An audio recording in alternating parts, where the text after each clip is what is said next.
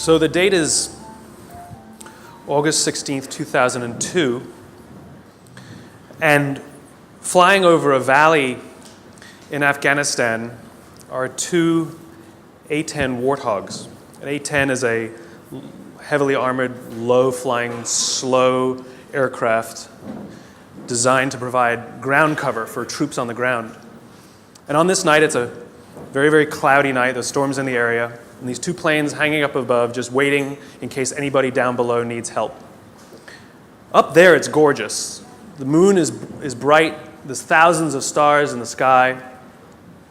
The clouds look like the snow had just fallen. Down below in the valley, however, there were 22 Special Operations Forces troops trying to make their way through the country, and they could feel that something was wrong. They felt uneasy. One of the pilots up above call signed Johnny Bravo, and yes, he stands like this. He could feel their unease listening to them over the radio, so he decides he was going to go down below the cloud and just have a look. He tells his wingman, hang out up here, I'll go see what there is. And he points his plane down into the clouds. And as he's going through the clouds, the call comes over the radio. Troops in contact. Troops in contact is what they say when they come under effective fire. It means they're in trouble. So now Johnny Bravo points his plane straight down. The plane's getting thrashed about in the turbulence. And when he comes out below the clouds, he's less than 1,000 feet off the ground, and he's flying in a valley, cliffs on both sides. Now, this is only 2002, and the planes were not yet equipped with ground-hugging radar, and worse, they were using old Russian maps. That's all they had at the time. And the sight that greets him is something like he's never seen before, not in training and not in the movies. He sees tracer fire coming from all sides of the valley, pointed right in the middle where the American forces are. And so he picks a point and starts to lay down suppressing fire. And he's flying, and he's in danger of hitting the cliff, of course. He knows his speed, he knows his distance from the map, and he literally counts out loud while he lays down the suppressing fire. 1, 1,000, 2, 1,000, 3, 1,000, 4, 1,000, 5, 1,000. Pulls hard on the stick, pulls back up into the cloud, comes down around again. 1, 1,000, 2, 1,000, 3, 1,000, 4, 1,000. Good hits, it says over his radio. And again, he comes around. 1, 1,000, 2, 1,000, 3, 1,000, 4, 1,000, 5, 1,000. He runs out of ammunition. Fuel is fine. Flies back up to the top of the cloud, tells his wingman, you need to get down there. His wingman isn't sure about the conditions, so the two of them fly back down together. His wingman lays down the suppressing fire, and Johnny Bravo counts as they fly 3 feet apart from each other, wing to wing. 1, 1,000, 2, 1,000, 3, 1,000, 4, 1,000, 5, 1,000, up and around again. 1, 1,000, 2, 1,000, 3, 1,000, 4, 1,000, 5, 1,000. That night, 22 Americans went home alive with 0 casualties. My question is where do people like Johnny Bravo come from? Who are they? Who would risk their lives for others so that they may survive? I asked Johnny Bravo. I asked him, why would you do it? Why would you risk your life so that others may survive? And he gave me the same answer that everybody in his position gives, because they would have done it for me. Now, if you think about it, in the military, they give medals to people who are willing to sacrifice themselves so that others may gain. In business, we give bonuses to people who are willing to sacrifice others so that we may gain. We have it backwards. Wouldn't you like to work in an organization in which you have the absolute confidence, the absolute knowledge that other people that you may or may not know who work in the same organization as you would be willing to sacrifice themselves so that you may survive? And I'm not talking about giving your life. I mean, we don't even like to give up credit. You know? So where do people like Johnny Bravo come from? Well, it's an age-old question. They're not born. They're actually made. If you look at the human animal is like a machine. There are systems inside our bodies that are trying to get us to do things that are in the interest of the survival of the human animal, right? Just like in a business, in a company, if you want people to do something, you offer them some sort of positive or negative incentive to direct the behavior, right? So if you want people to achieve a certain goal, you offer them a bonus if they achieve that goal, and they'll work towards that goal because they want the bonus. It's a very simple system. The human body works exactly the same way. It works exactly the same way. Inside our bodies are chemicals that are trying to get us to do things that are in the best interest of us. If you've ever had a feeling of happiness, pride, joy, love, fulfillment, All of these feelings that we have are chemically produced feelings. And they're produced by 4 chemicals predominantly. These are basically responsible for all of the feelings that I would generically call happiness. They are endorphins, dopamine, serotonin, and oxytocin, EDSO. These 2 chemicals, endorphins and dopamine, I like to call these the selfish chemicals because you don't really need anybody's help to get them, right? Let me tell you a little bit about what they are. Endorphins. Endorphins are designed to do one thing and one thing only: mask physical pain. That's it. That's what they do. If you're a runner, if you've ever gone and done heavy exercise, you've heard of an endorphin rush or a runner's high. Basically what's happening is when that runner's out there pushing their bodies harder than they've ever pushed before, they feel good. And when they're done with their run, they feel fantastic. And then an hour later, they're in pain for damage they caused their muscles an hour before, right? This is what endorphins are designed to do. They're designed to mask physical pain. The caveman reason for this stuff, because this stuff is all from 50,000 years ago, understand, Homo sapien existed at the same time as other hominid species, and yet we survived and they didn't. What is it about this species that's so good at survival and thriving? Look at the world we've built. It's not just that we're smart. We're certainly not the strongest and we're certainly not the smartest. It's that we're social animals. We have to do things together. We have to look after each other, and we have to work together to ensure that we survive, that we do well. This is how we're designed, right? These chemicals are trying to make that happen. So in these caveman times, 50,000 years ago, Paleolithic era, we had to eat. We're not the strongest, we're not the fastest. But there's one thing that the human animal is made for: endurance. We could track an animal for hours and hours and hours and miles and miles and miles. And if we were tired, we'd keep going. And if we got injured or we had to bring the food back to the cave, we'd continue to do it. And it was so good, it felt so good, that maybe we'd even volunteer to go hunting the next day, just like we get addicted to exercise, right? Oh my God, it was so much fun yesterday. I will totally go hunting tomorrow, right? Good system for the survival of the group. Good system. By the way, the reason laughing feels good is because of endorphins. You're actually convulsing your internal organs, and endorphins are masking the physical pain. I'm sure everybody here has laughed so much that the endorphins eventually run out and you go, stop, stop, it hurts. Endorphins, they feel good. Dopamine. Dopamine is the feeling that you found something you're looking for, or that you accomplished something you set out to accomplish. So you know that feeling you get when you cross something off your to-do list? That's dopamine. Feels awesome. You know when you have a goal to hit and you achieve that goal, you're like, yes! You feel like you've won something, right? That's dopamine. The whole purpose of dopamine is to make sure that we get stuff done, right? The historical reason for dopamine, we would never eat if we only waited until we got hungry, because there's no guarantee that we would find food. So dopamine exists to help us go looking for food. We get dopamine when we eat, which is one of the reasons we like eating. And so when you see something that reminds you of something that feels good, we want to do the behavior that helps us get that feeling, right?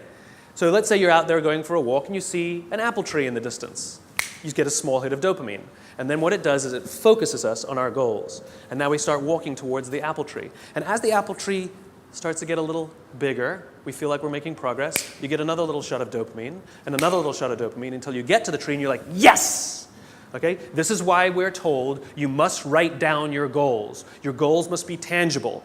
There's a biological reason for that. We're very, very visually oriented animals. You have to be able to see the goal for it to biologically stay focused, right? If you don't write down your goals, if you can't see your goals, it's very hard to get motivated, to get inspired. For example, think about corporate visions, right? A corporate vision has to be something we can see, right? That's why it's called a vision. You can see it, right? To be the biggest, most respected, to be the fastest growing are not visions. They're nothing, right?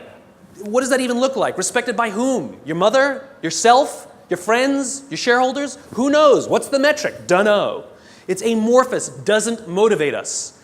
Just like I can't tell you, you will get a bonus if you achieve more.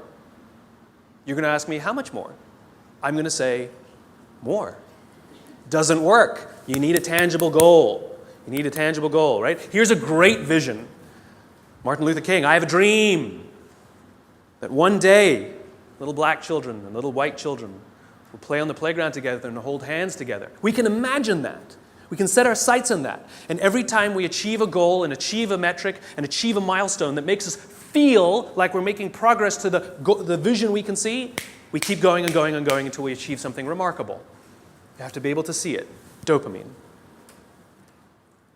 Like I said, dopamine is the feeling you get when you set out to find something you're looking for as well. Talked about the to-do list. I came home from a trip just a couple days ago, and I had a bunch of errands to run, and I wrote down a little list of things I had to do, and off I went, right? And as I was walking past, I think it was the dry cleaners, I don't remember. I was walking past something, I remembered, I have to do that, and I hadn't written down on my to-do list. So I went in and finished what I needed to do, and then when I came out, I then wrote it on my to-do list and then crossed it out. Because I wanted the dopamine. Feels good. Dopamine comes with a warning. Dopamine is highly, highly, highly addictive. Here are some other things that release dopamine. Alcohol, nicotine, gambling, your cell phone. Oh, you think I'm joking? Okay, we've all been told that, if you wake up in the morning and you crave a drink, you might be an alcoholic. Well, if you wake up in the morning, the first thing you do is check your phone before you even get out of bed, you might be an addict. If you walk from room to room in your own apartment holding your telephone,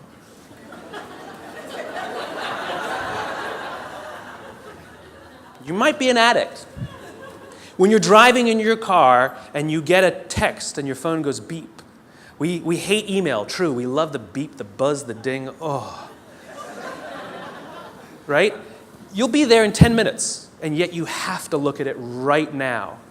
You might be an addict. And even if you read it and it says, are you free for dinner next Thursday? And you have to reply immediately, you can't wait the 10 minutes, you might be an addict. And for all you Gen Ys out there who like to think that you're better at multitasking because you grew up with the technology, then why do you keep crashing your cars when you're texting? You're not better at multitasking, you're better at getting distracted. In fact, if you look at the statistics, ADD and ADHD have, diagnoses of ADD and ADHD have risen 66% in the past 10 years. Okay, ADD and ADHD is a frontal lobe disorder, right?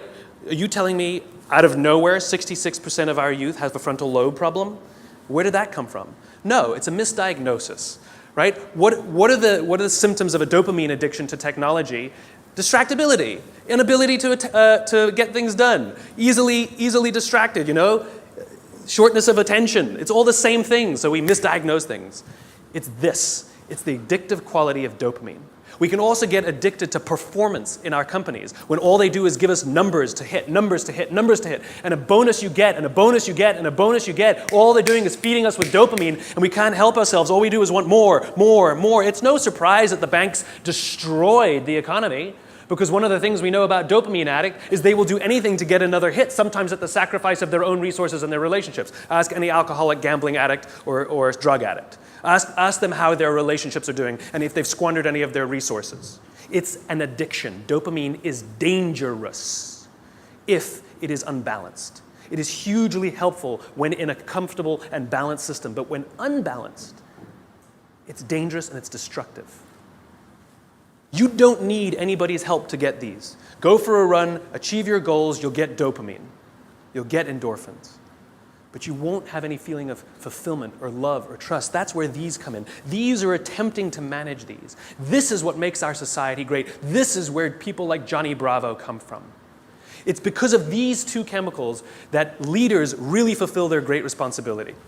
Outside in the world is danger at all times for various reasons. In caveman times, that danger may have been, a saber-toothed tiger. It may have been the weather. It may have been a lack of resources. It may have been, who knows, any number of things. Things that with no conscience are trying to kill you. They want to end your life.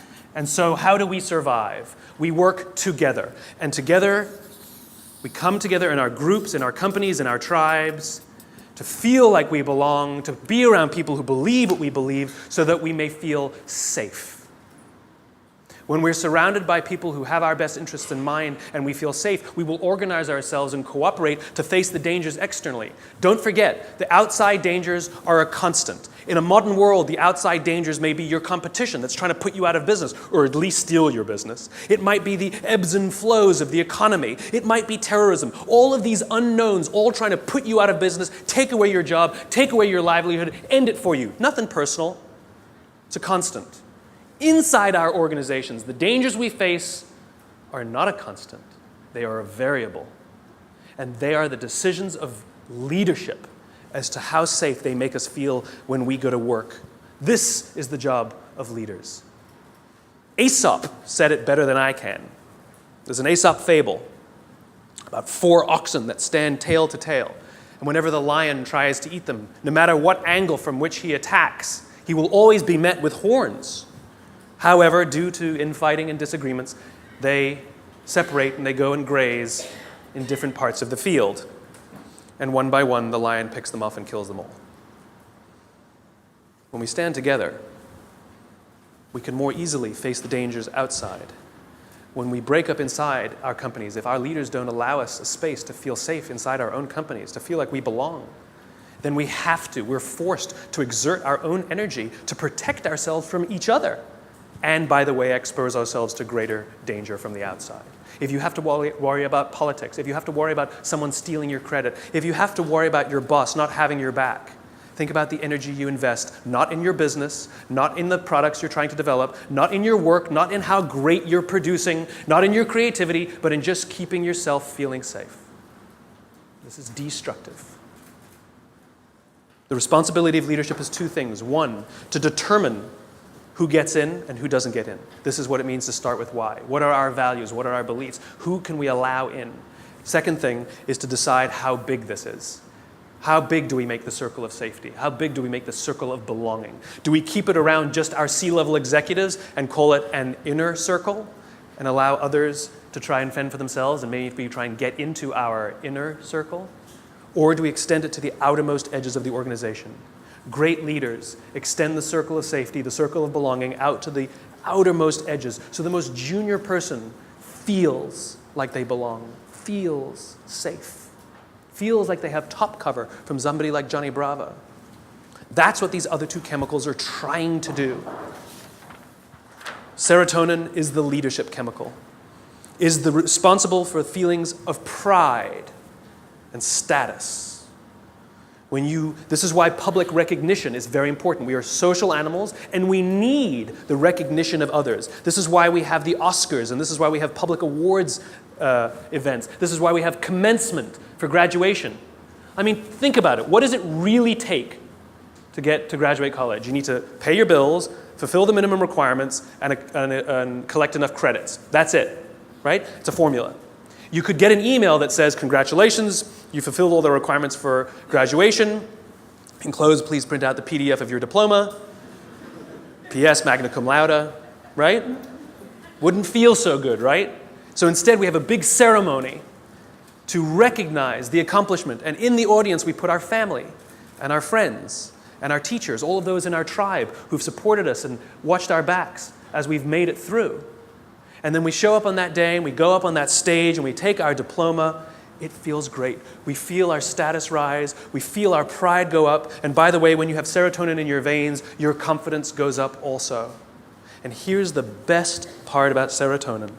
At the exact moment that you took your diploma and you felt that surge of serotonin go through your body, at the exact moment, your parents sitting in the audience also got a surge of serotonin and also felt an intense pride watching you graduate. And this is what serotonin is trying to do.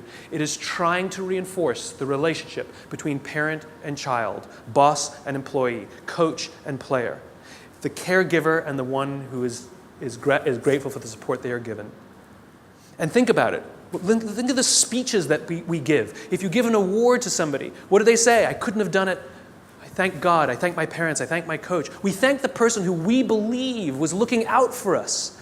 We could not have done this without them, we say. And they look at us and they say, "I'm so proud of you." And we work to make them proud. Great teams don't want to win the trophy. Great teams want to win one for the coach. They want to make the coach proud. We want to make our parents proud.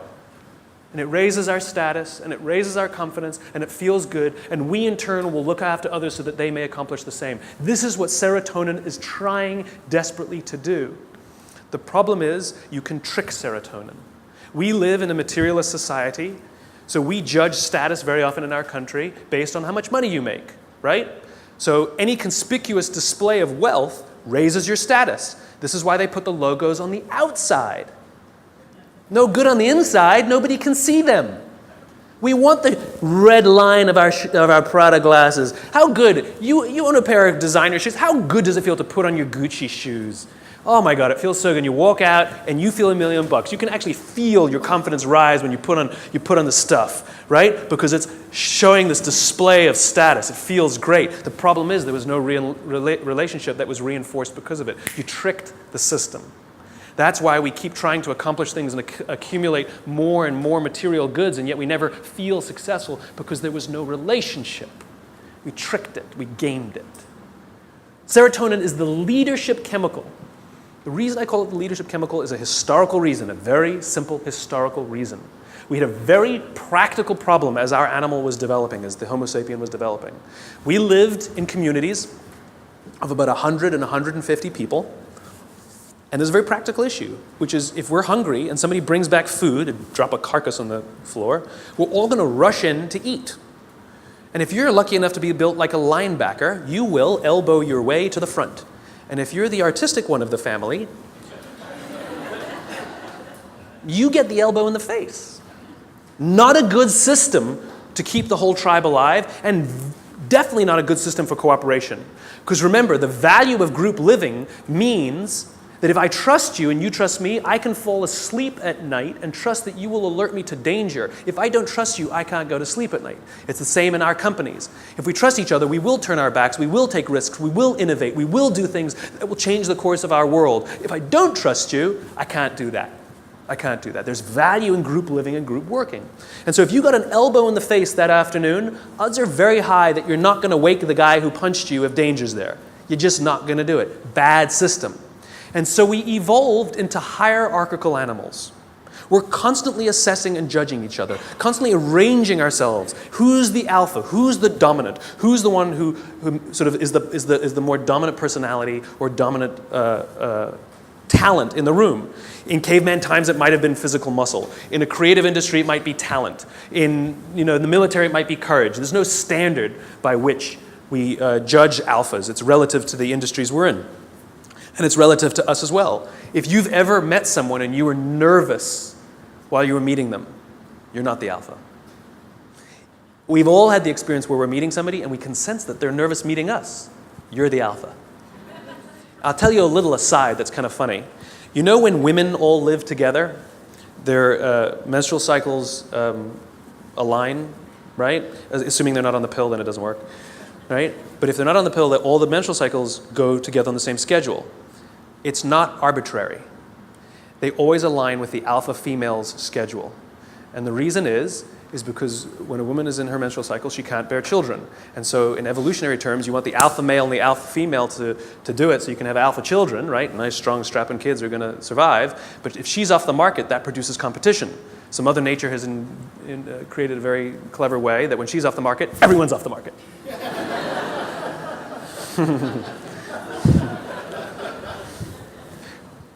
Back to the talk.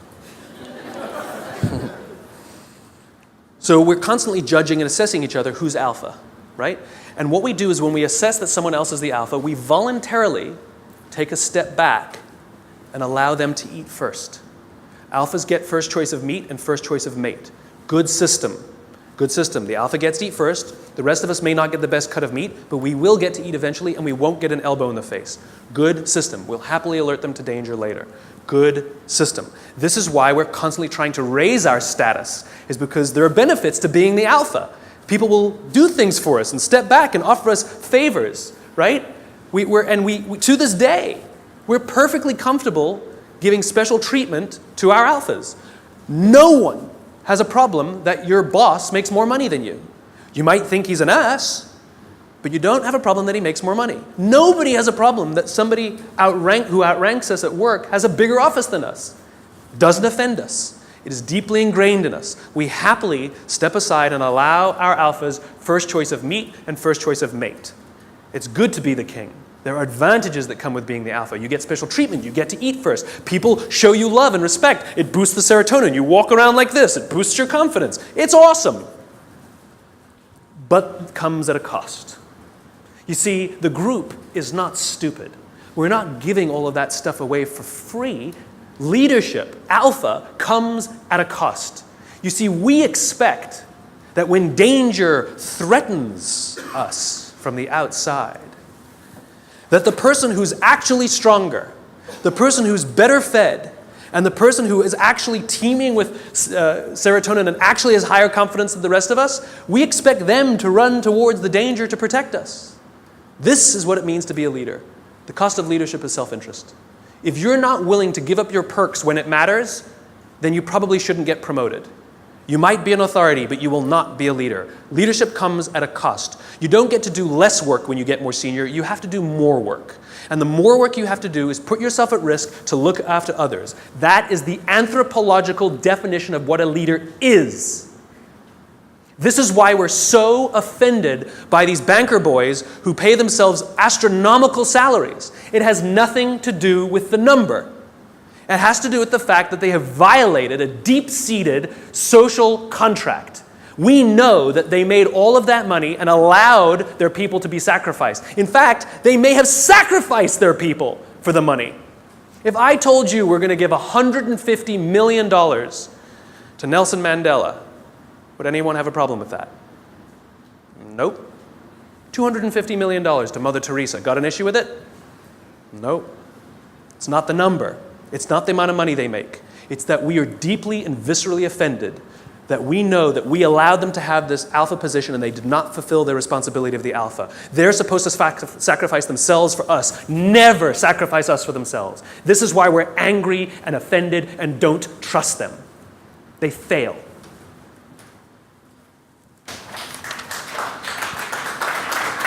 Oh, there's more.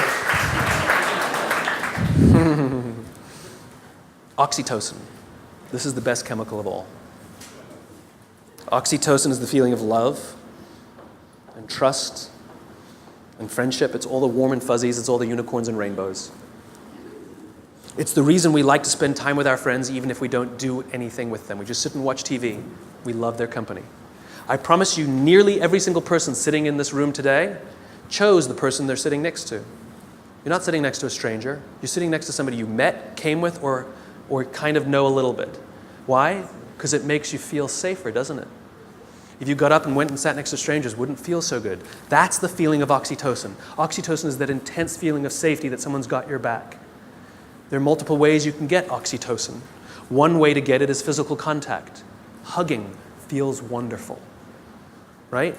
When women give birth to children, huge surge of oxytocin in their body. This is what's responsible for the mother-parent, the mother-child bond. Right? It's all that oxytocin in the system. This is why shaking hands matters. Imagine you're doing a deal with someone and you're ready to sign the contract and you say, I'm so excited to do business with you. And they go, I don't need to shake, let's sign the contract, I'm also excited to do business with you. And you go, great, well let's shake on it then.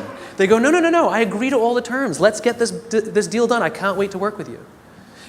You might get everything you want in the contract, but business, relationships are not rational. They're about feeling safe, they're about feeling we belong, it's human.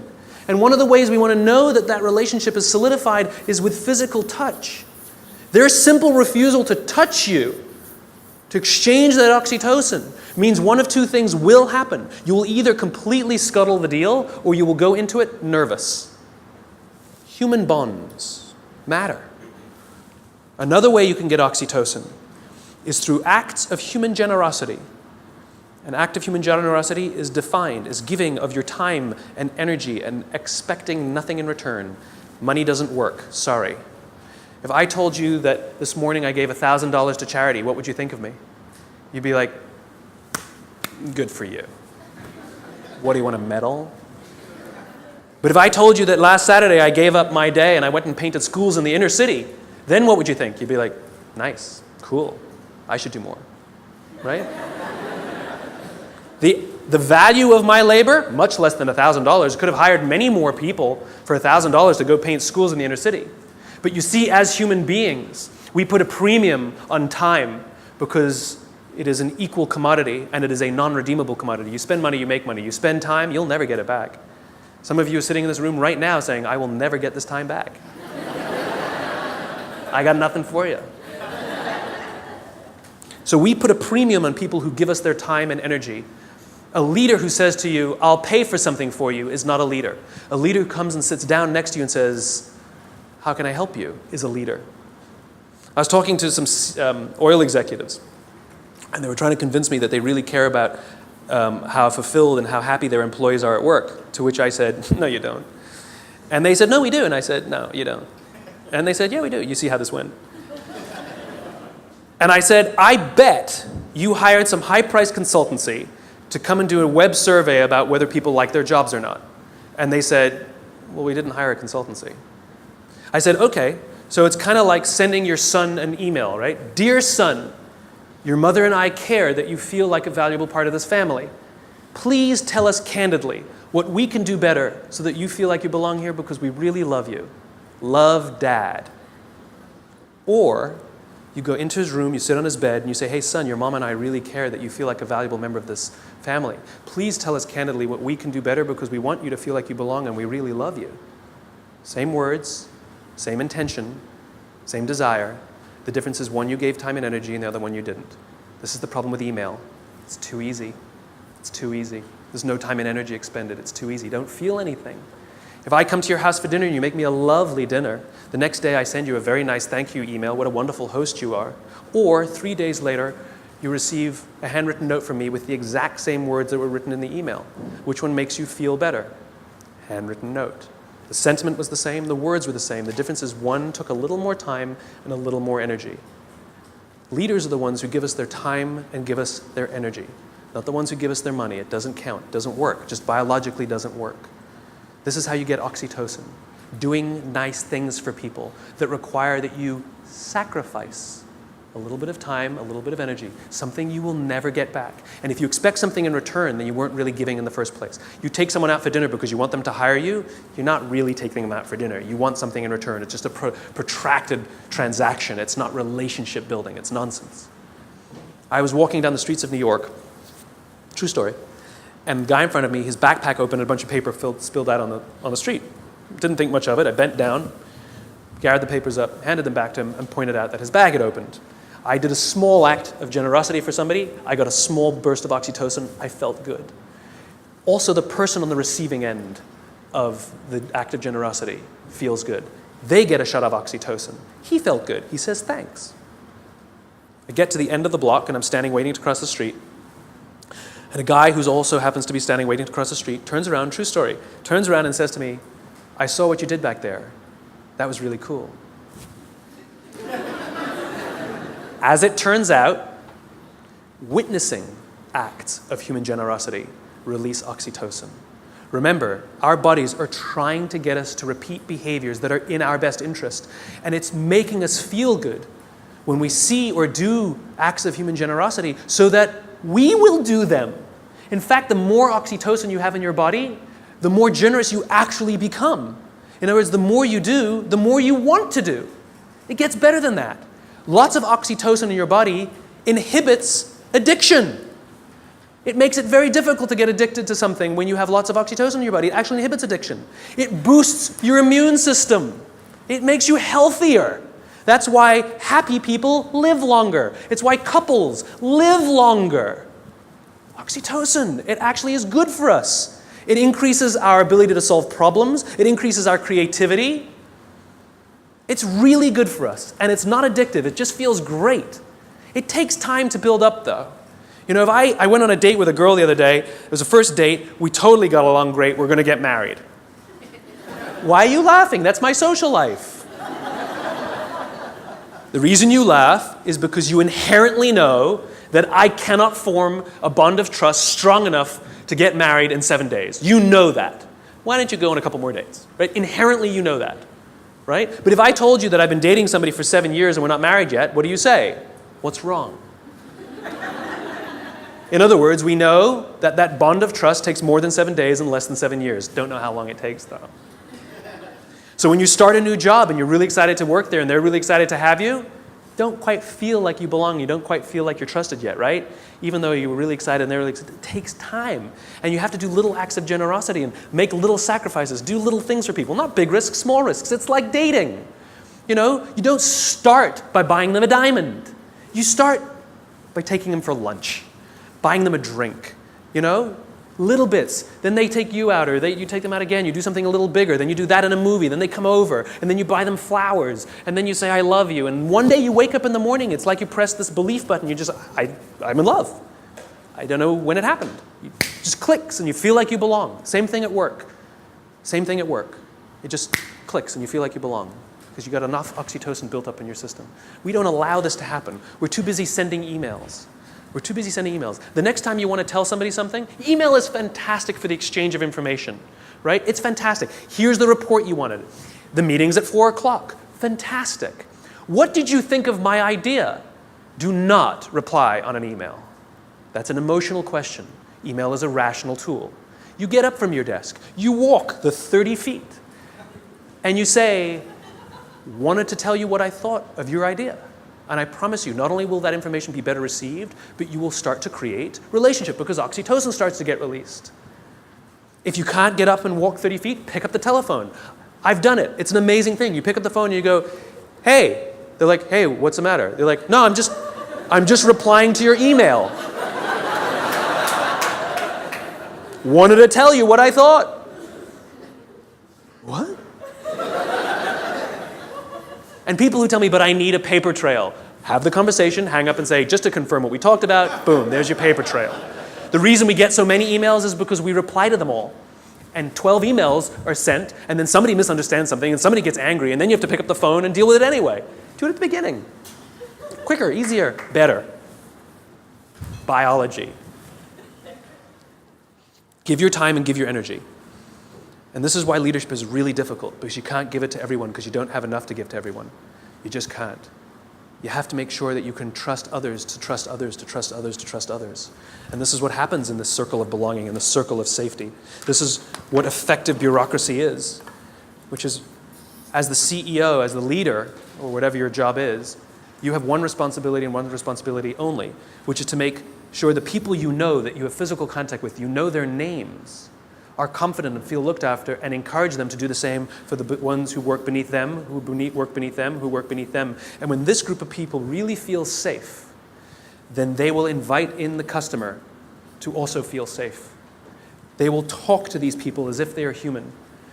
I actually flew on an airline recently, and I was appalled at how I was treated. It was disgusting. It was like cattle, right? And I said something. I said, why do you treat people like cattle? And she literally said to me, I'm sorry, sir, I have to do it or I'll lose my job.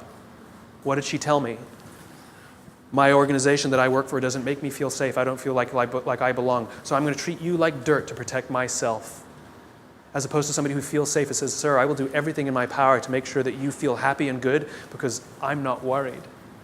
That's called a highly effective organization. There's one more chemical I haven't told you about. The big C. Cortisol. Cortisol is the feeling of stress and the feeling of anxiety. We share these chemicals with all the social mammals. And so when you see a herd of gazelle, you've all seen the documentary on Discovery or whatever, right? You see a herd of gazelle grazing, and one of them thinks they hear a rustle in the grass, and they go, head, right? That's what cortisol does. Cortisol is designed to keep us alive. It is the first stage of fight or flight. It makes us paranoid. It makes all of our senses hyper-attuned to look for danger. It injects glucose into our muscles to make us stiff and ready to go in case we need to fight or flight. It increases our heart rate like crazy, right? And it makes us start looking. It makes us paranoid to find the danger. And the cool thing about cortisol when you work in a social environment is if other people sense that you're nervous, they get nervous. So all the other gazelle go, They didn't hear anything. They just saw Steve over there get really freaked out. And so they got all freaked out. And now they all start looking for the danger. Good system. And one of them, who didn't even hear the initial rustle in the grass, sees the lion, runs, they all live another day. Good system. So that when we go to work and somebody says, I think there's going to be layoffs, all of us are like, what do you mean? Wait, we're all paranoid now. We're all freaked. I shouldn't have talked in that meeting. We start to get crazy. We start to get paranoid. Our hearts start to race. That's what cortisol does. It's trying to keep us alive. You wake up in the middle of the night, you hear a bump in the middle of the night. What's the first thing you do? You wake the person next to you. And then what do? They go, And if there's nothing there, you go and trust your eyes, right? You go looking for it. We're visual animals, right? If there's nothing there, you go like this. Cortisol leaves our body, and we relax, and our heart rate goes back down. Cortisol, to get all of that extra energy, to make us paranoid, to make us self-interested, it needs to shut down non-essential systems because it has to get it from somewhere, right? So it shuts off things like growth.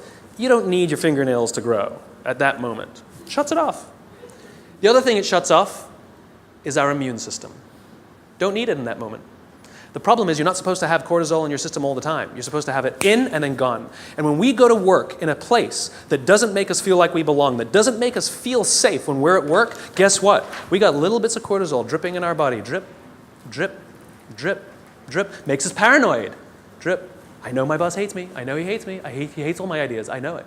Drip, drip. It makes us self-interested. One of the things cortisol does, it inhibits the release of oxytocin. Biologically, if you work in a high-stress environment where you don't feel safe, you are biologically less empathetic and less generous. We don't care about each other because we're too busy trying to protect ourselves. Drip, drip, drip. Our immune systems are now compromised. Drip, drip, drip.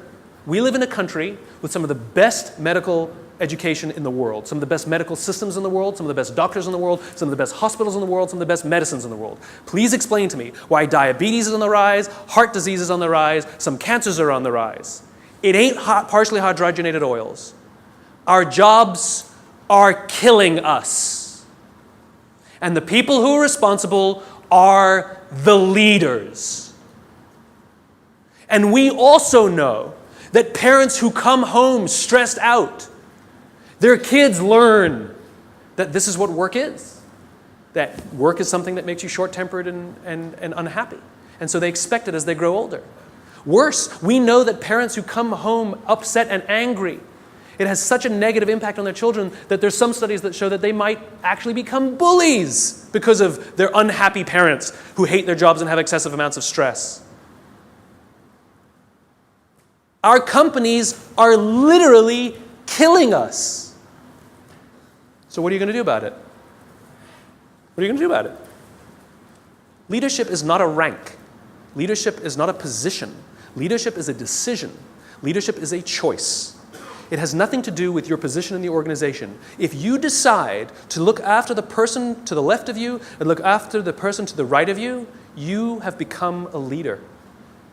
You've seen the movie 300, right? The Spartans, the greatest fighting force of all time. You want to know one of the things that made the Spartans great? Wasn't their muscles, wasn't their spears. It was their shields. They stood shield to shield, and the phalanx was strong because those shields were big. And they were told when they were young children, you either bring your shield home or you come home on your shield. The punishment for losing your shield was tremendous in battle. Because if you lost your shield, that means you cannot protect the person to the left of you and the person to the right of you, and you have destroyed the phalanx. It's the shield that matters, not the spear. Not the spear. It's your willingness to sacrifice yourself, not your life, maybe your credit, maybe your little time, maybe a little energy, maybe your time, maybe getting up from your desk and talking to somebody for 30 minutes instead of sending a 3-minute email. It's your willingness to sacrifice for someone, to hold that shield up so that they feel safe, that makes you a leader. And you want to know how you beat a dopamine addiction? If you're worried that you're addicted to performance and all those dopamine things, Alcoholics Anonymous has been highly effective for decades, 80-something years. We all know the first step of the 12 steps. We joke about it, right? Admit you have a problem. Do you know the 12th step? Don't say, it's supposed to be anonymous. I'll tell you what the 12th step is. Alcoholics Anonymous knows that if you master all 11 steps, but not the 12th, you will drink again. If you master the 12th step, you will beat the disease. What's the 12th step? The 12th step is the commitment to help another alcoholic.